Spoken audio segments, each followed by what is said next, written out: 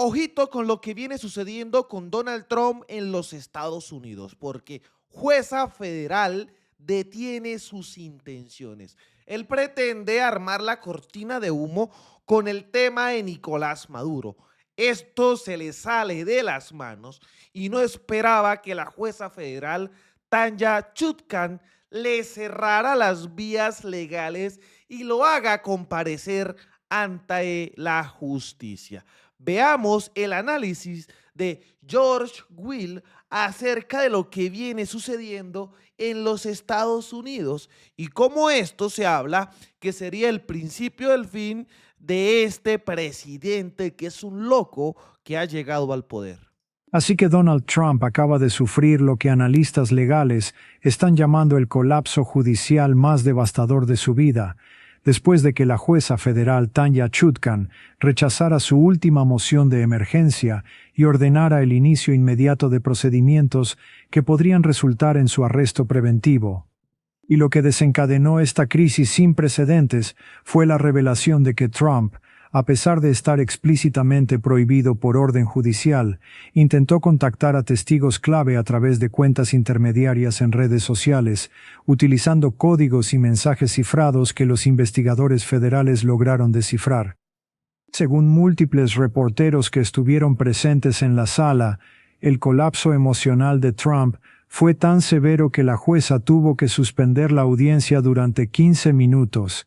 Miren eso. El colapso emocional de Donald Trump. O sea que este señor viene tratando de tapar lo que ha sucedido en su país con las diferentes cortinas de humo que al parecer no le sale para nada bien. Porque hicieron lo que hicieron en Venezuela, pero siguió gobernando Delcy Rodríguez. Los hermanos Rodríguez están en el poder. Diosdado Cabello, Vladimir Padrino López. Fuentes judiciales que han cubierto casos de alto perfil durante décadas describieron la escena como algo que nunca habían presenciado, un expresidente gritando que todo era fabricado por el Estado profundo, negándose a sentarse cuando se le ordenó, y eventualmente siendo contenido físicamente por sus propios abogados mientras la jueza mantenía una compostura de acero. Y créanme, en mis décadas observando la política estadounidense y cubriendo crisis constitucionales desde Watergate hasta el presente, nunca había visto a un tribunal federal llegar al punto de declarar públicamente que un acusado, sin importar quién sea, ha agotado completamente los privilegios procesales que normalmente se conceden incluso a los acusados más problemáticos. Esas fueron las palabras exactas de la jueza Chutkan y representan un momento de quiebre fundamental en la relación entre Donald Trump y el sistema de justicia estadounidense. Es francamente difícil para mí, incluso después de todo lo que he presenciado, creer que estamos viendo el momento en que todas las estrategias de dilación de Trump, todos sus recursos dilatorios y todas sus maniobras legales colapsan simultáneamente.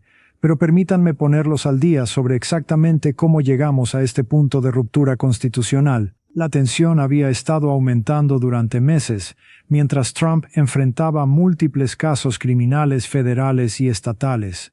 Su equipo legal había empleado una estrategia agresiva de retrasos, desafíos procesales, y empujar constantemente los límites del comportamiento aceptable en las cortes. El enfoque había sido tratar cada fallo como ilegítimo, cada juez como sesgado y cada decisión adversa como motivo de apelación. Era una estrategia de tierra arrasada diseñada para crear controversia mediática más que para ganar realmente en los tribunales. Ojo con todo lo que revelan aquí, señores. Esto es bastante delicado.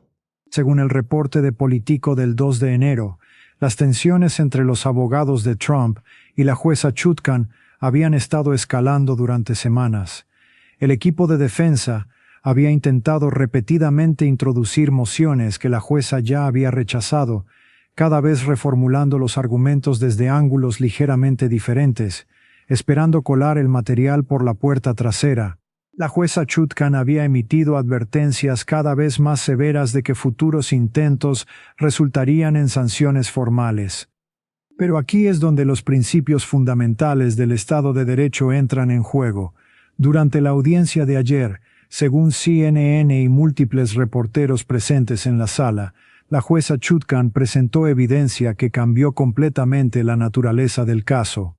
Los fiscales habían descubierto que Trump, a pesar de estar bajo órdenes judiciales explícitas de no contactar testigos, había estado usando cuentas intermediarias en redes sociales para enviar lo que los investigadores describieron como mensajes codificados a testigos clave del caso.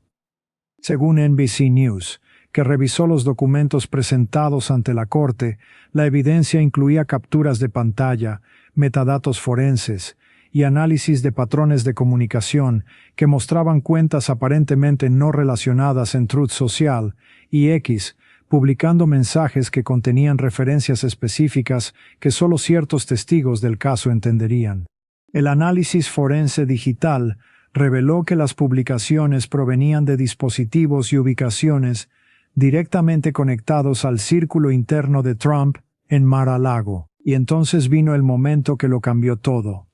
Cuando la jueza Chutkan presentó esta evidencia en pantallas dentro de la sala del tribunal, mostrando las publicaciones lado a lado con análisis forense que trazaba su origen, Trump aparentemente perdió el control. Según reporteros de CBS News que estaban presentes, Trump se puso de pie abruptamente y comenzó a gritar que todo era una fabricación, que la evidencia había sido plantada por agencias de inteligencia tratando de destruirlo políticamente.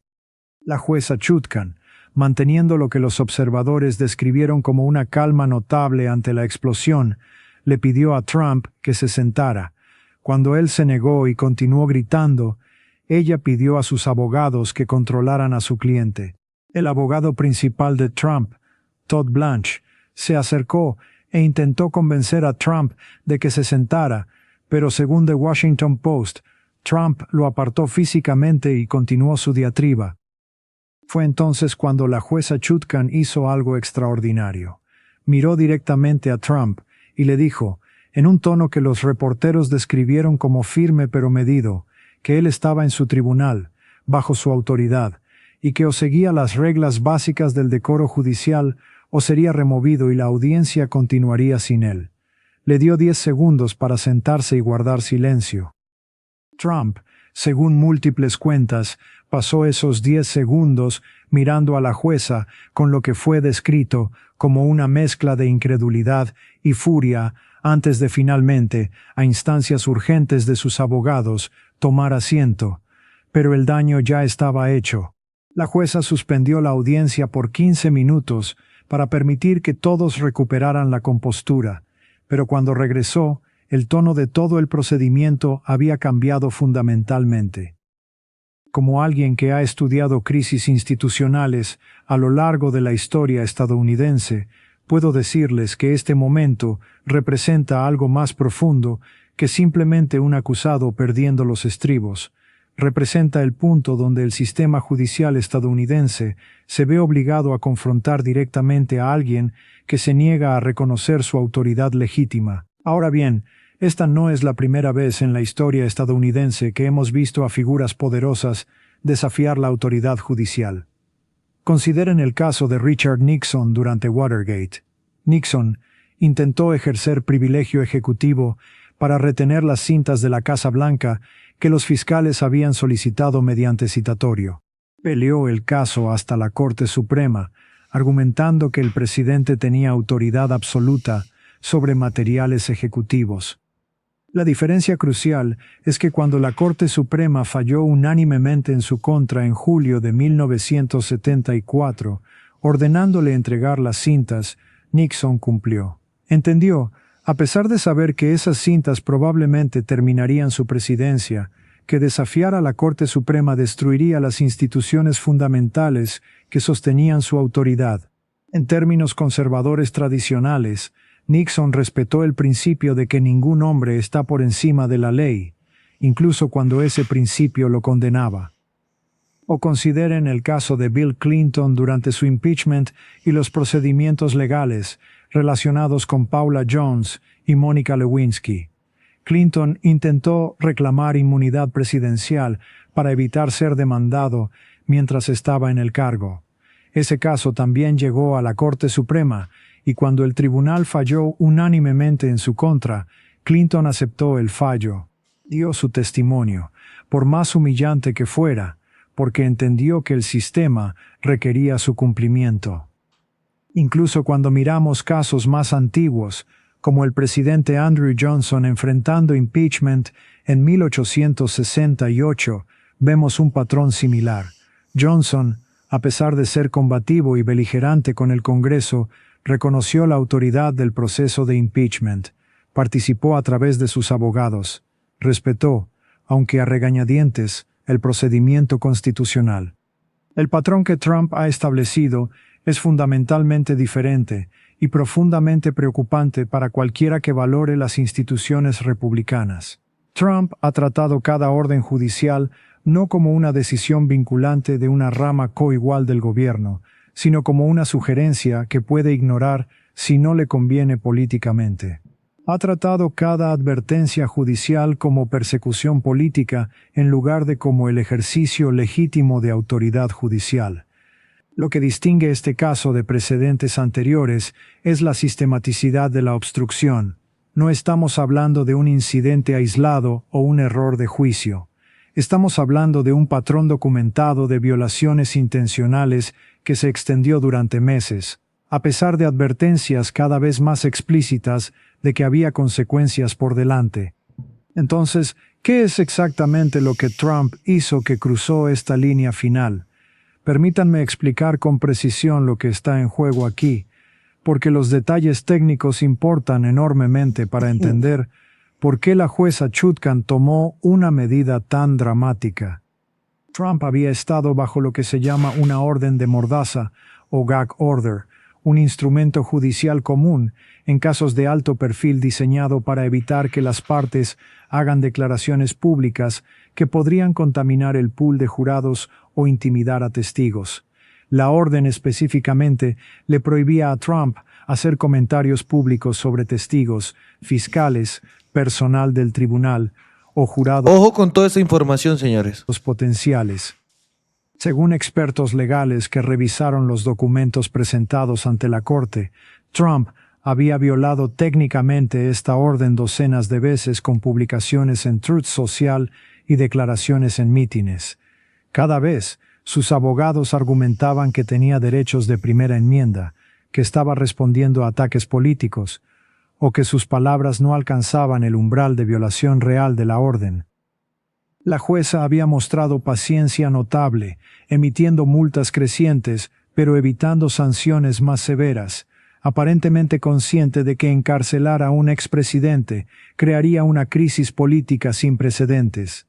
Pero la evidencia presentada ayer cambió ese cálculo completamente. Los fiscales demostraron que Trump no solo estaba violando la orden públicamente, sino que estaba usando métodos encubiertos para contactar testigos de manera que parecía diseñada específicamente para evadir la orden, mientras técnicamente cumplía con ella. Como me explicó un ex fiscal federal que revisó la evidencia, esto no era simplemente violar el espíritu de una orden judicial, era conspirar activamente para socavarla mientras se mantenía negabilidad plausible. La evidencia forense presentada incluía análisis de metadatos que mostraban que ciertas publicaciones en cuentas aparentemente no conectadas a Trump se originaban desde direcciones IP y dispositivos asociados con Mar-a-Lago. Miren todo eso. Los fiscales presentaron testimonio de expertos en análisis de comunicaciones que identificaron patrones en el lenguaje, timing y contenido de las publicaciones que coincidían con información que solo Trump y su círculo interno conocían. Más devastador aún, los fiscales presentaron testimonio de uno de los propios asistentes de Trump, quien bajo inmunidad reveló que Trump le había dado instrucciones específicas para publicar ciertos mensajes desde cuentas discretas, porque los tribunales no pueden probar que soy yo. Ese testimonio, combinado con la evidencia forense, destruyó cualquier argumento de que Trump no estaba intencionalmente violando las órdenes judiciales. Según el profesor de Derecho Constitucional Lawrence Tribe, quien habló con MSNBC después de revisar los documentos, Lo que Trump hizo constituye no solo violación de órdenes judiciales, sino potencialmente obstrucción de justicia y manipulación de testigos, delitos federales separados que podrían resultar en cargos adicionales. Tribe notó que en sus 50 años enseñando derecho constitucional, nunca había visto un caso donde un acusado de tan alto perfil mostrara tan flagrante desprecio por la autoridad judicial. Incluso analistas legales conservadores que frecuentemente han defendido las posiciones legales de Trump reconocen la gravedad de la situación. Jonathan Turley, profesor de Derecho en George Washington University y comentarista frecuente en Fox News, declaró que si las alegaciones de los fiscales son precisas, Trump ha cruzado una línea que hace imposible que cualquier tribunal funcione apropiadamente. Turley notó que los tribunales dependen fundamentalmente del cumplimiento voluntario de los acusados con las reglas básicas del proceso, y cuando ese cumplimiento colapsa, el sistema no tiene más opción que imponer restricciones cada vez más severas. La respuesta de la jueza Chutkan fue tan dramática como predecible dadas las circunstancias.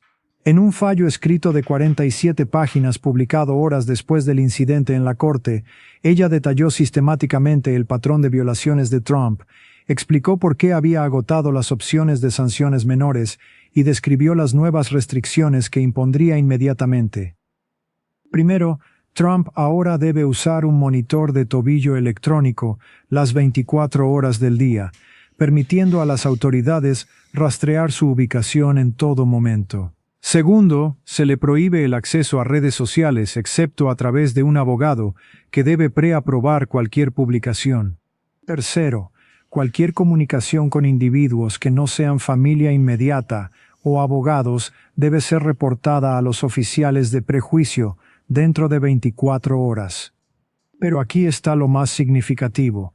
La jueza dejó absolutamente claro que una sola violación adicional de cualquiera de estas condiciones resultaría en encarcelamiento preventivo inmediato sin derecho a fianza, y que él permanecería encarcelado hasta el juicio. No más advertencias, no más oportunidades. La próxima violación significa la cárcel, período. Ahora, analicemos las implicaciones de lo que estamos presentando. Ahí nos damos cuenta lo que se puede venir con Donald Trump. Él le trata de huir a la justicia en su propio territorio. Y ya queda bastante claro lo que le puede pasar, señores. ¿Cómo la ven ustedes? ¿Qué creen? Arma una farsa, arma un espectáculo. ¿Para qué? Para tratar de salvarse. Pero tiene la justicia en su cuello. No olviden, dejen su like, dejen su comentario y por favor vamos a difundir este contenido. Desde la Tierra del Trueno, desde el Catatumbo, haciendo resistencia, construyendo paz y buscando reconciliación, soy libremente aquí. Las cosas como son. Nos vemos en un próximo capítulo. Hasta pronto.